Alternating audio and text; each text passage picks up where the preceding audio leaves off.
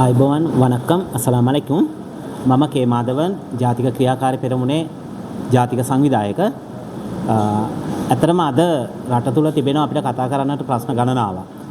නමුත් අපි ඉදිරියේ ඉන්න ක්ෂේත්‍රය පිළිබඳව අපි කතා කරන්නට ඕන, පැහැදිලි කරගන්නට ඕන. ඒ තමයි ලංකාවේ එදා පටන් අද වෙනකම්ම නිදහසින් පස්සේ විශේෂයෙන් අපිට තියෙන ලොකුම ප්‍රශ්නයක් අපේ ආර්ථික සමාජය හැම පැත්තකින්ම කඩා වැටීමකට ලක් වෙලා තියෙන්නේ මේ ජාතීන් අතර එකමුතුභාවය එහෙම නැත්නම් දේශපාලනික වශයෙන් සහ සමාජයේ වශයෙන් තිබෙන ප්‍රශ්න ගණනාවක් තිබෙනවා. අපි එදා ඉඳලා ඒවා බලාපොරොත්තු වෙනවා මේ රජයන් මගින් ඉටු කරගන්නට. ඒ මුලදී ඉඳලා ඉටු කරගන්නට අපොහසත් වීම තුල අපේ රට තුල 30 අවුරුදු යුද්ධයක් අපිට මුහුණ දෙන්නට වෙනවා 30 අවුරුදු යුද්ධයකට. එයින් පස්සෙත් අපේ යම්කිසි අවස්ථාවක යුද්ධය අවිමේ වශයෙන් අපි අවසන් කරගත්තා වුණත් ඒ දේශපාලනික සහ ඒ සමාජයෙන් ප්‍රශ්නය ඒ විදිහටම ඒ යුද්ධයේ විදිහටම යටපත් වෙලා තිබෙනවා. ඉතින් සැරෙන් සැරේ අවුරුද්දකට වතාවක් එහෙම නැත්නම් කීප අවස්ථාවක ඒවා උඩට එනවා. අර අලු යට තියෙන ගින්දර වගේ සමහර කාලවට පුපුරලා යන්නත් එළියට එනවා. ඒක හොඳම අවස්ථාව තමයි මේ අපි මේ එදිලා ඉන්නේ 2026 පස්වෙනි මාසේ මේ මාධ්‍ය සාකච්ඡාව කැඳවන්නේ. එතකොට ඔබ කවුරුත් දන්නවා මේ රටේ 18 වෙනිදා සහ 19 මේ රටේ සැමරුම් දෙකක් සිදු වෙනවා. උතුරු නැගෙනහිර සහ ඒකට උතුරේ යුද්ධයට සම්බන්ධ වෙච්ච එහෙම නැත්නම් යුද්ධය නිසා අවතන් භාවයටපත් වෙච්ච ඒක ඍජුවම මූණ දීපු කොටසක් සමරන සැමරුමකුත් ඒ වගේම යුද්ධය අවිමේ වශයෙන් අවසන් කරයි කියලා තව කොටසක් සමරන සැමරුම් උත්සව දෙකක් දින දෙකකදී සිදු වෙනවා. එතකොට මේ කවරදාකවත් නැති විදියට 2026 මේ සැමරුමට ඊ타ත්ම දැඩි සමාජ මාධ්‍ය සහ ජාතික මාධ්‍ය වලින් ලොකු ප්‍රචාරයකුත් ලැබෙනවා. ඒ වගේම වෙනදා එළියට බයින් නැති අලුත් පිරිසකුත් කලෙහිලි බයිනෝ මේ 2026 මේ සැමරුම් උත්සවවලට. ඉතින් අපි සාමයා සංඉන්දියාව අගය කරන පිරිසක් විදියට අපි අද මේ මාධ්‍ය සාකච්ඡාවක් හැඳවන්නට අදහස් කරේ. මොකද මේ කවදාවත් නැතුව මේ විදියට මේ සැමරුමට මේ විදියේ ප්‍රශ්න එන්න සහ යටපත් වෙලා තියෙන ප්‍රශ්න මොනවද කියලා අපිට කතා කරන්නට උවමනා නිසා තමයි අද මේ මාධ්‍ය සාකච්ඡාවට ප්‍රථම අපි යම්කිසි සංවාදයක යෙදුණා අපේ දීවර සහයෝගිතා පදනමේ ඒ කියන්නේ නෙප්සෝ ආයතනයේ මැදිහත් වීමෙන් මේ සාකච්ඡාව අපි පැවැත්වුවේ.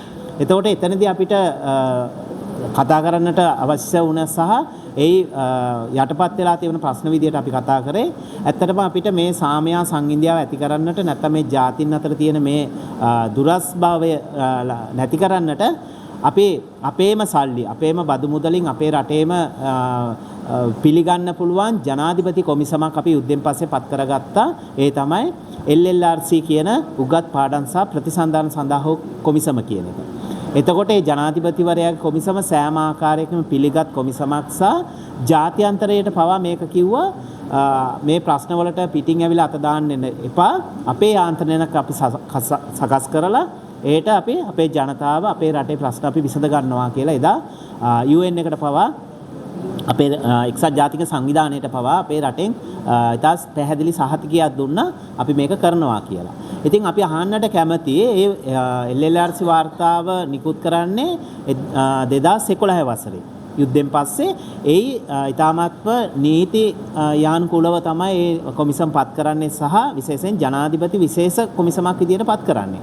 එතකොට මුළු රට පුරාම ගිහිල්ලා කෝටි ගාණක් වීදම් කරලා සෑම ඒ යුද්ධය නිසා අවතන් භාවයටපත් වෙච්ච යුද්ධය නිසා මොන විදියට හෝ ප්‍රශ්න ඇති වෙච්ච අය සහ නැවත එවන් තත්ත්වයක් ලංකාව තුළ ඇති නොවන්නට සෙසු ප්‍රදේශවල පවා දැන් උදාහරණයකට ගත්තොත් වතුකරේ ජනතාව ජීවත් වෙන නුවරඑළිය මාතලේ මේ වගේ දිස්ත්‍රික්ක වලට පවා ගිහිල්ලා ඒගොල්ලන්ගේ පවා ප්‍රශ්න ගැන කතා කරලා සෙසු දිස්ත්‍රික්ක වලට ගිහිල්ලා සෑම විදියකම නැවත සාමයට බාධාවක් ලංකාව තුළ ඇති නොවිය යුතුයි කියන පදනමෙන් තමයි වාර්තාව කැඳවුවේ. එතකොට කියන්නට කනගාටුයි හැබැයි එච්චර නීතියානුකූල වාර්තාවක් කැඳවලා කොමිසමක් පත් කරලා ඒ සියලුම දේවල් කැඳවුවා වුණත් ක්‍රියාත්මක කිරීමට බාරගත් එදා තිබිච්ච රජය ඒකට මොකක් හරි හේතුවක් නිසා ඒක පැත්තකට දාලා තිබුණා. ඒ වගේම තමයි ඉන්පසු ආපු යහපාලන රජය 2015 බලයට පත් වෙන යහ රජයේ පාලනයෙන් මේක පොරොන්දුවක් වුණා LLRC වාර්තාව අපි ක්‍රියාත්මක කරනවා. නැවත මේ රට තුල සාමයා සංඉන්දියාව ට බාධාවක් ඇති නොවන විදිහේ ස්ථිරසාර යාන්ත්‍රණයක් අපි සකස් කරනවා කියලා. නමුත් යාපහලනෙනුත් ඒ දේ උනේ නැහැ. ඊට පස්සේ 2019 පත් වෙන ඉන්පසු රජය අපි දන්නවා ඒ රජයේ පොරොන්දුවක් වුණා. එතකොට පාස්කු ප්‍රහාරය වගේ ඉතා විනාශකාරීන් සිදුවීම් වෙලා තිබුණා මේ රටේ. ඒකත් එක්ක මේගොල්ලෝ කිව්වා සාමයා සංහිඳියා වෙනුවෙන් අපි ස්ථිරසාර යාන්ත්‍රණයක් සකසනවා. ඒට මේ ලේඛන අපි උපයෝගී කරගන්නවා කියලා. ඒ අතර හොඳ රජයේ මගේ හොඳ ආයතනයකුත් පිටවල තිබුණා. ඒ තමයි ONR කියන ආයතනය. ඔව්.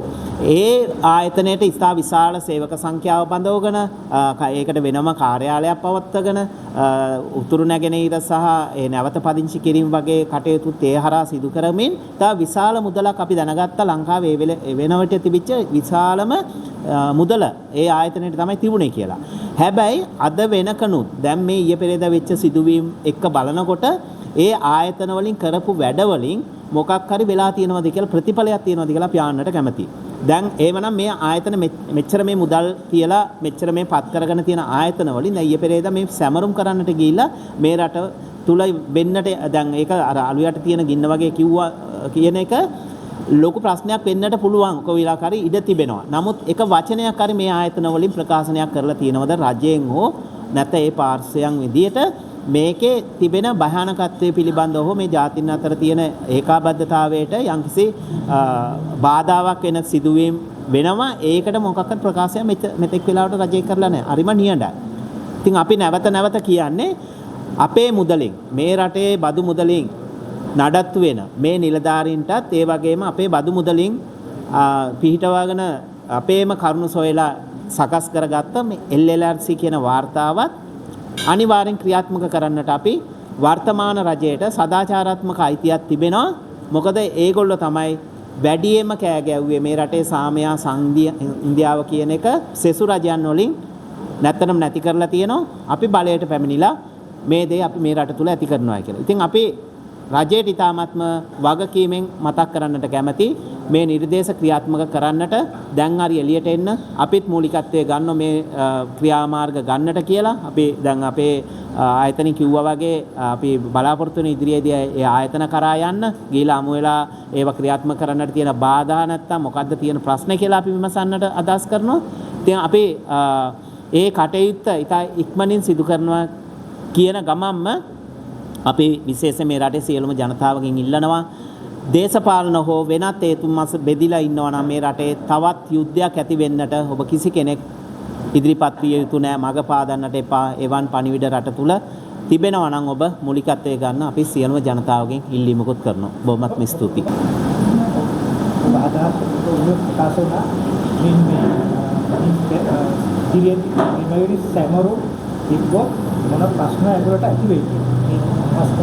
අපිට සැමරුම් පිළිබඳව ගැටලුවක් නැහැ. සැමරුම් තිබිය යුතුයි. අපේ මිය ගිය අය වෙන්න පුළුවන්. අපේ මොකක් හරි විශේෂ අවස්ථාවන් වෙන්න පුළුවන්. සැමරීමට සියලු දෙනාට අයිතිවාසිකමක් තිබෙනවා. නමුත් ඒ සමරන ආකාරය පිළිබඳව ගැටලුව තියෙන්නේ.